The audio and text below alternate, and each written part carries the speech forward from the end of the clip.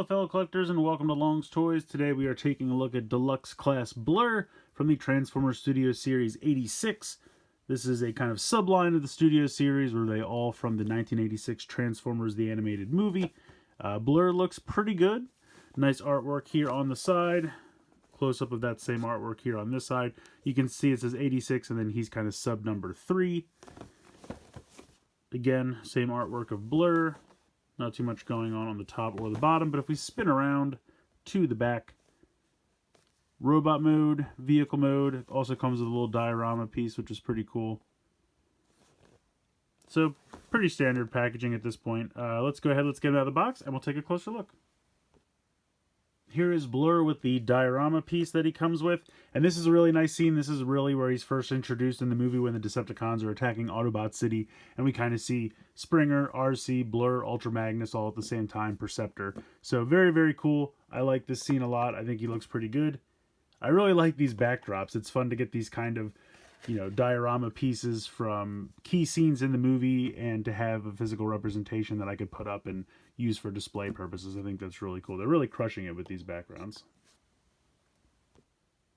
So here's Blurr out of the packaging, and honestly, for the most part, he looks pretty good. He doesn't have a ton of kibble. The front piece here on the back, I feel like that fits pretty well and doesn't really get in the way. Yes, he does have these gigantic pieces on the back of his forearms, and that's definitely my least favorite part of the mold. Otherwise, he looks pretty good. I think the head sculpt actually really works, and he's got light piping. All this back here is translucent plastic, so you can actually shine light through his eyes, which is pretty cool. Autobot symbol down here looks pretty good. I think they did a nice job with the torso piece here. The feet, I think, look really good. Not really a ton of kibble down here, so they did a good job with that. The head is on a ball joint, but at the base of the neck, so his neck and head are one solid piece. But he can still, look side to side, front to back, a little bit of side to side rocking, but not too much. It's just a limited ball joint there at the base of the neck. The shoulders are a little weird. So you have the hinge up here where this pin is, and then you can definitely rotate this around, but you see that this actually rotates around. Like this pin stays where it is. It looks like that's some articulation, and I guess it does have the tiniest little bit, but that's really for the transformation. So that's not where the articulation is. You can definitely swivel around, and you have this pin up here. You also have 90 degrees there in the elbow, and you have a swivel as well. You do have a swivel in the wrist, but you kind of have to move this part away from the forearm because it's all one solid piece. And you can really only do it in one direction. If you try to do it in the other direction, this kind of bangs into, this big pin here bangs into this piece that the fist is actually plugged into. So you can only do it in the one direction. And honestly, it's really for the transformation, but he does have that little bit of wrist articulation there. He does have a waist swivel, but you just have to make sure this piece in the back doesn't get in the way. So you have to kind of lift that up a little bit. He does have a nice hip joint. You can go all the way out to the side. You can go forward. You can go back. And I think there's like a piece of fuzz or something in there. I'm not quite sure what that is. Let me see if I can get that out of there. Did not notice that before. That's kind of hilarious. Okay. Not quite sure what that was. But anyway, nice swivel here. You have kick all the way out to the side, all the way back, all the way forward. You have a thigh swivel there. You do have 90 degrees in the knee. Not really anything like around the knee area for a swivel because you do have that thigh swivel. And then he does have the ankle tilt as well. So it's a good looking figure. Like I said, the only thing that really bothers me is those giant pieces hanging off the back of the forearm. Otherwise, I think he looks good. Now you might be asking yourself, this seems familiar. And I'm going to say, yes, it is. Because the mold is very, very similar to the Titans Returns. This is the Takara Tomy Legends version, but the Titans Return mold for Blurr. Transformation is also very similar. Obviously, you can see things have been retooled. From the knees down are not the same. I would say even the thighs themselves are not the same. But the same basic build is the same. The arms, they both have that piece that hangs off the forearms. For whatever reason, these were much smaller. And they didn't have that same kind of boxy nature because they're a little bit hollow there. Whereas these are super solid and fully enclosed. So they just seem so much bulkier. Both have this piece that hangs off the back here, so there's definitely similarities between these two. Now, honestly, before I had Blurr in hand, I would have told you This one was my favorite all day. You'll never convince me otherwise. I really loved this figure, especially once I got it in this color scheme, because the US color scheme was all turquoise, you know, no real paint put into it, and it was a nice figure, but it looked weird.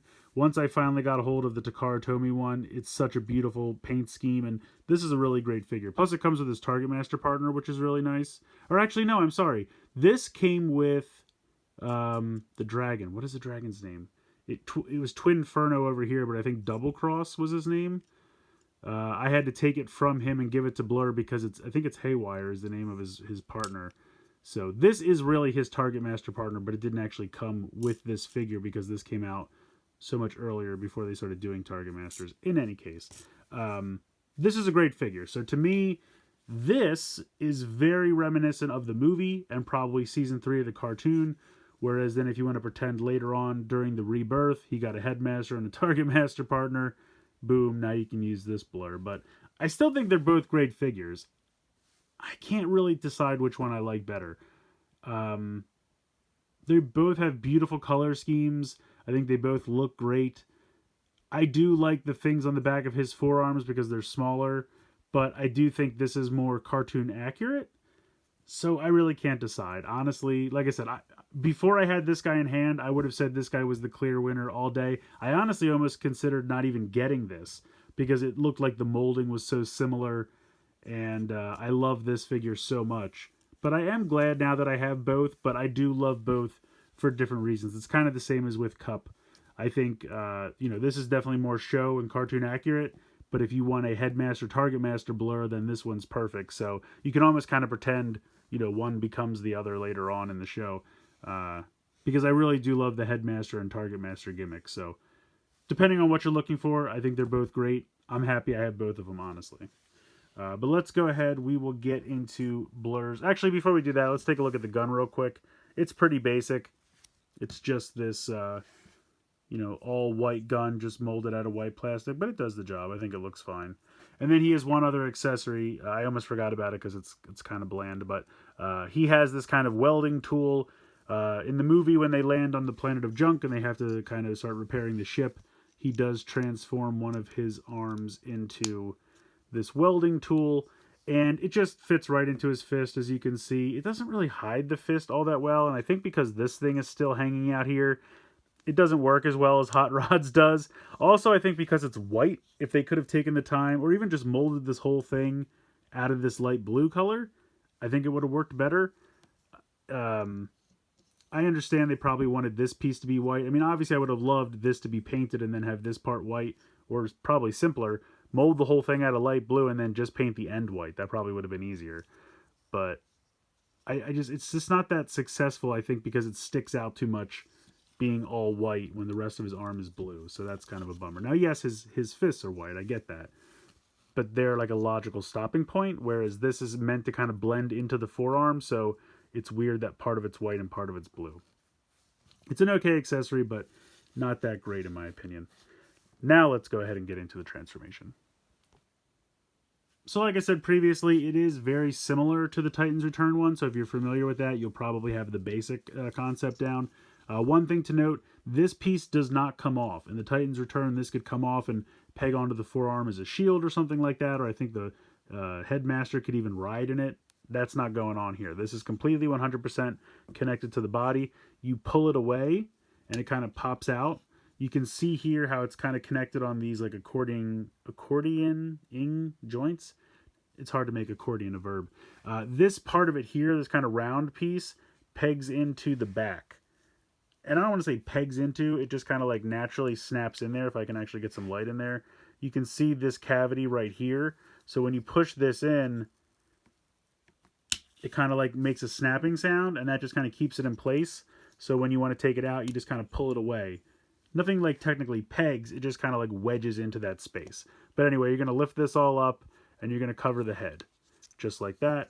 At this point, you're going to spin this piece on his chest around, and that's going to kind of keep that in place. And then there's a tiny little seat right here that's a little difficult, but you can actually plop this up. Come on. It's really difficult to get it to stay. There we go. it's just kind of getting it past, like once it's here, it's not loose. It's not going anywhere. It's just to get it out, once you get it out, it's fine. But yeah, so that's the little seat. So that's kind of fun. At this point, you can lift these up. The directions tell you to pull it all the way out. You don't really have to. You just have to clear the hand and then push it back down. And then you're going to spin this at the wrists like I showed previously. Like that. So bring this around. Lift this up just to clear it. And then, how do I do this? This way. I can never remember which way I'm supposed to do it. So there we go. Just like that. And then you have these giant... I always thought it'd be funny he could use these as kind of like melee weapons to hit people. Or really, it just kind of looks like he's got built-in lacrosse sticks. You know? Like, remember that game in Batman Beyond where they floated around and they would catch the ball and the like built-in lacrosse thing and then throw it into the goal? He's all ready to play that. Does anyone remember that? It was like one scene in one episode of Batman Beyond. Anyway, we're going to come down here. Oh no, I accidentally flipped the seat in. Come on. All right, I'll get that later. We're going to come down here to the legs. We're going to unpeg just this front section, kind of where the white ends. You can get your finger in there and unpeg that, and this is going to flip out. And then you're going to flip out this little piece. You're going to straighten out the feet like that. Do the same thing over here. Straighten out the foot. And then you're going to flip these up. And this can be a little difficult, honestly. I don't know why. It was giving me trouble earlier. I'm going to lift these all the way up. Trying to get these pegged in together is kind of annoying. But you want these to peg in. There we go. It's just that one connection in the middle is kind of really annoying to get it to peg in. But there you go. That's going to peg in like that. All right, at this point, and this is where it gets a little weird. So you're supposed to, I think, close these down. And you can see that this white piece here is going to peg in right in here. So you can see that that goes like that. And also there is a little tab. Let me get closer. Right there. That's going to tab in right there. So this comes in. This goes down. That tab snaps really nice and tight. Make sure this gets out of the way. Clears that. This has to go on and snap. So we're good there. Okay. Now, this piece is going to come all the way down. You can see this white piece here. And that's that pin I was telling you about. It looks like it should be for shoulder articulation, but it's not. Does that have more of that white stuff in there? I'm going to have to get that out later. I guess they're plastic shavings. I'm not really sure what's going on with this. This is going to disconnect and hang down here like so. These light blue kind of shoulder panels. So this is where it gets a little weird. This has to fold down. And then you can see this large tab slot right there. There is this white tab on the feet. You can kind of see it right there. So this has to come around. You have to kind of lift this up and then tab that into there. So it's a little weird, but it's not too difficult to accomplish. Just bring that. See, I wish there was a way. I mean, I guess technically you could not flip these pieces in, but they're going to really be in the way because you have to kind of get these arms out, hanging out here to the side. So now you're going to spin this around. Hold on, I want to make sure I don't. This is going to come up like this. This needs to spin around. What did I do? You want to be careful because the joints are weird. There we go. So there's a tab here. There's a tab here, and there's a tab here. And then, of course, there's a tab spot right there, there, and there. So just like the Titans Return one, this is going to pop back, peg in here, here, and here. There we go.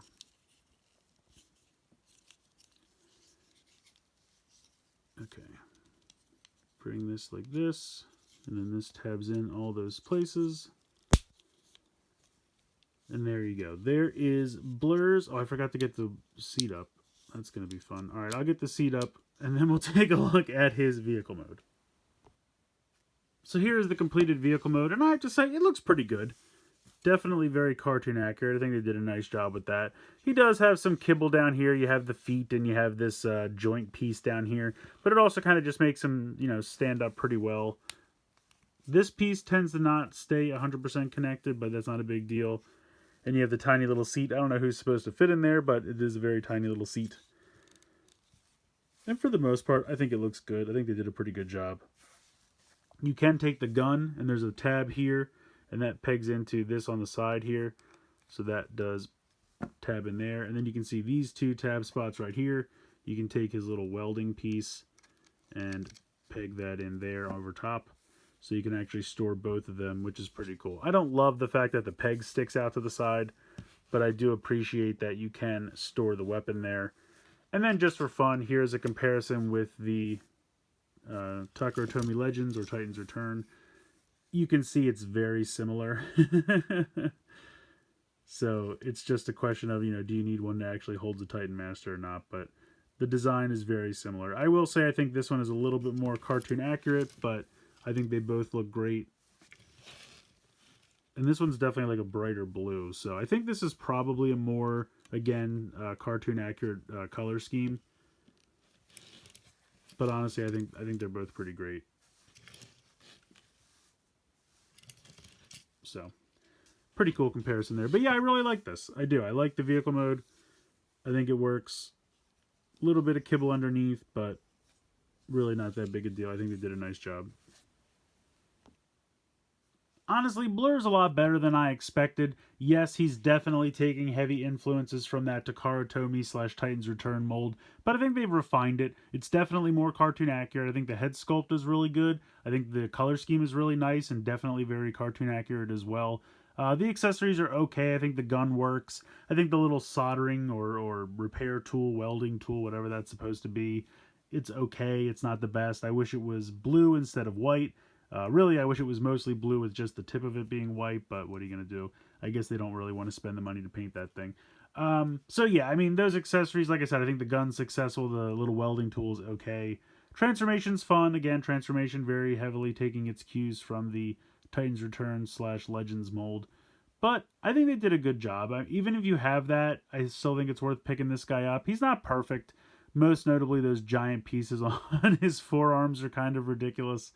But in the end of the day, I still think he's fun. I don't think they get in the way. I think you still get pretty much all the range of articulation you would want with the exception of the wrists. But I feel like wrist articulation for Transformers is not always the most important thing. So yeah, I like him. I definitely like him more than I thought I would.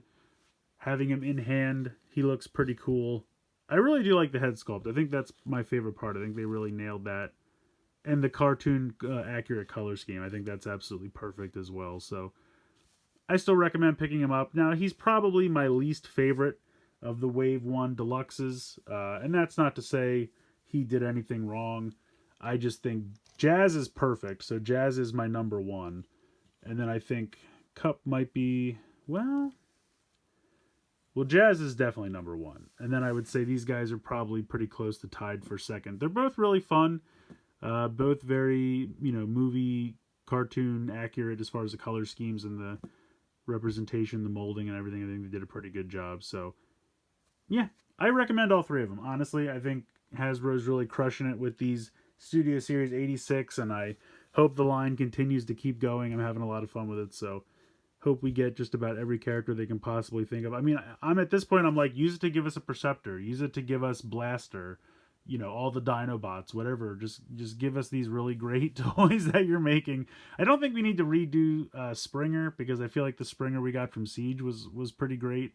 So I don't really feel like, I mean, I guess technically they could just repaint him without the, weird worn battle damage that they seem to put on all the Siege figures, but I can't remember. I don't think he got it that bad. I can't remember. I have to go back and look. But I don't think we need a new mold for Springer, and I don't think they're going to do RC either, although someone needs to figure out how to crack RC. They can't really make a great RC, unfortunately. But back to Blurr, because that's who we're here to talk about. I think he's cool. I recommend checking him out. Let me know what you guys think in the comments below. Please like, share, and subscribe. Hope you guys enjoyed this video, and as always, thanks so much for watching.